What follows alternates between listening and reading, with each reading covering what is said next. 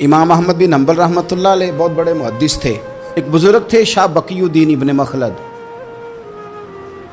وہ کہتے ہیں مجھے پتہ چلا کہ اس دور میں نبی کریم علیہ السلام کی حدیث جو سب سے بہترین پڑھاتے ہیں وہ امام احمد بن حنبل ہیں۔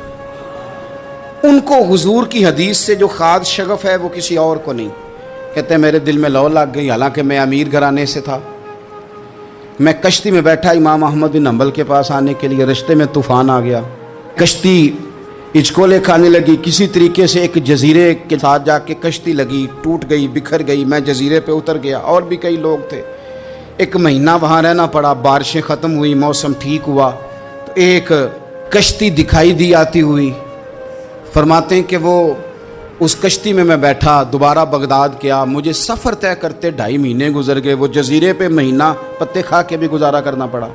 نکلا تھا علم حاصل کرنے، جب بغداد شریف پہنچا لوگوں سے پوچھا امام احمد بن حنبل کا مدرسہ کہاں ہے؟ انہوں نے کہا وہ مدرسہ تو بند ہو گیا ہے، وقت کا بادشاہ مخالف ہو گیا، مسجد مدرسہ سیل کر دیا۔ امام صاحب کہاں ہیں؟ کہا گھر کے اندر قید ہیں۔ ان کے گھر کو سب جیل بنا دیا، چاروں جانب پولیس کھڑی ہے، اور ویسے بھی بغداد میں کرفیو ہے، ہر چوک چوراہے میں پولیس والے کھڑے ہیں۔ شاہ بقی الدین کہتے ہیں اتنا کچھ سننے کے باوجود بھی میرا جذبہ ٹھنڈا نہیں ہوا۔ وہ مہینے میں سفر کی صحبتیں، گو سنا تھا کہ آستانہ یار دور ہے، پر ہم نے بھی ٹھان لی تھی کہ جانا۔ گو سنا تھا کہ آستانہ یار دور ہے، پر ہم نے یہ ٹھان لی تھی کہ جانا ضرور ہے۔ کہتے ہیں پہنچ گئے، اب پتہ چلا کہ کرفیو ہے، سڑکوں پہ پولیس کھڑی ہے، گلیوں میں چوکوں چوراہوں میں پہرے ہیں، امام صاحب تک تو جا کوئی نہیں سکتا۔ کہتے ہیں میں نے ایک شخص کی منت کی، میں نے کہا کسی طریقے گاڑی بتا۔ کہنے لگا میں اشارہ بھی نہیں کر سکتا، سخت حالات ہیں۔ وہ کوئی طریقہ، میں نے جب زیادہ تڑپ کے کہا تو وہ شخص کہنے لگا میں ان کے گھر کے قریب تجھے لے جاؤں گا اور گزرتے وقت صرف آنکھ کا اشارہ کروں گا۔ کہتے ہیں میں نے کہا یہ بھی ٹھیک ہے۔ ان کے گھر کے تیری تلاش میں پھرے نا ہم جنگل پہاڑ اور دشت میں، ان کے دروازے کے قریب اس نے اشارہ کیا۔ شاہ بقی الدین کہتے ہیں کہ میں گھر دے کے آ گیا واپس۔ اب میں سوچنے لگا کہ کیسے امام صاحب تک پہنچنا ہے، بڑی تجویزیں سوچیں، بڑی تجویزیں، کام والا بن جاؤں، پھیری لگانے لگ جاؤں۔ پھر سوچا کہ اگر میں کچھ بیچوں گا ریڑھی پہ رکھ کے تو کوئی خریدنے نکلے گا، کوئی نہیں نکلے گا، کس طرح کروں، کیا کروں، بڑی سوچیں۔ بالآخر میں نے طے کیا، اللہ اکبر، میں نے نہ کپڑے پھاڑ لیے، امامہ اتار دیا۔ فرماتے ہیں کہ ایک پیالہ مٹی کا خرید کے گلے میں رسی سے باندھ لیا، اور امام احمد بن حنبل کی 3 گلیوں پیچھے میں نے دروازہ دروازہ صدا لگانی شروع کی، فقیر ہوں، اللہ کے نام پہ لینے آیا ہوں۔ کہتے ہیں ایک ایک دینار مانگتے مانگتے مانگتے مانگتے آزم یار منون دی خاطر اساں کی پیس وٹائے۔ کہتے ہیں مانگتے مانگتے نا میں امام احمد بن حنبل کے دروازے تک آیا۔ امیر گھر کا بچہ تھا، بڑے پیسے جیب میں ہوتے تھے۔ امام کے دروازے پہ صدا لگائی، کوئی ہے اللہ کے نام پہ دینے والا؟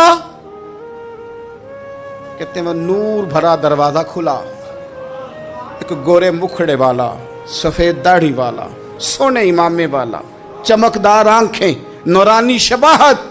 کہتے امام احمد بن حنبل باہر آئے، اور جیسے ایک دینار میرے پیالے میں ڈالنے لگے تو میں نے ہاتھ چوم کے کہا سونیا تیرے قربان جاؤں، میں دینار لینے نہیں آیا، محمد عربی کی حدیثیں سننے آیا ہوں۔ کہتے امام کی بھی آنکھیں کھل گئیں، کہنے لگے اس حال میں آزم یار منون دی خاطر اساں کی پیس بٹائے۔ کہا حضور کیا کرتا، یہی ایک طریقہ رہ گیا تھا، میں تو کہاں سے چلا ہوں، کہاں پہنچا ہوں، کیا کروں؟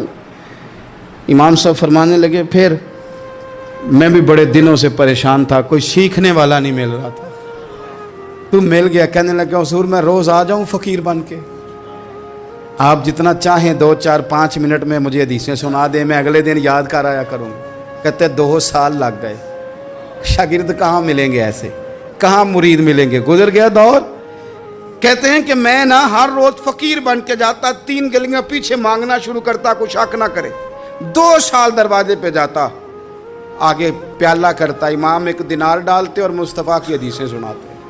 کہتے ہیں حالات بدل گئے، 2 سال کے بعد حکومت بدل گئی، امام کا مدرسہ بحال ہو گیا، رش ہو گیا، بادشاہ بڑا عقیدت مند تھا جو نیا آیا, اس نے بڑا کر کے ادارہ بنا کے دیا. جس دن میں گیا تو رش لگا ہوا تھا. کہتے ہیں حالات بدلے تو ہم نے بھی کپڑے بدلے, ہم نے بھی دوبارہ سے دستار باندھی.